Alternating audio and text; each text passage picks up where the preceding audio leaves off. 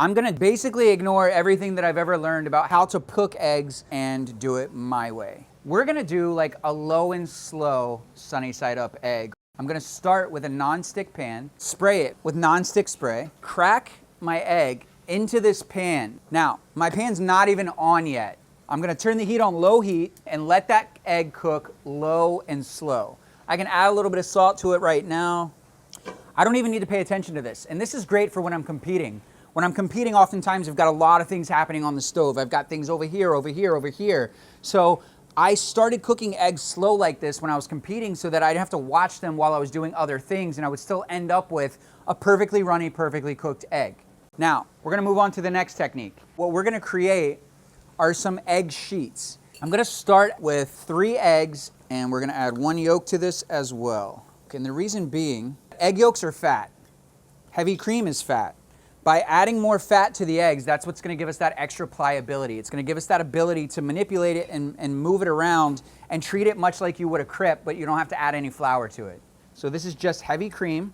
Stir that in, add a little salt. Just like I did with this egg over here, I'm gonna spray the pan. I'm gonna ladle this egg mixture into the pan. And again, I haven't turned it on yet. So I'm gonna turn this on nice and low. I'm gonna put a lid on this, and guess what I'm gonna do now? Walk away. All right, so we've all gotten that emoji, that egg emoji. I wanted to make one, so here we are. This is a perfectly cooked, sunny side up egg that I can pick up with my hands. And as you can see, you still get that beautiful runny yolk finish. So this egg sheet, this omelet, this low and slow omelet, it's been cooking for about 5 minutes. I'm gonna take the lid off, and as you can see, I've got this perfectly cooked, perfectly pliable egg.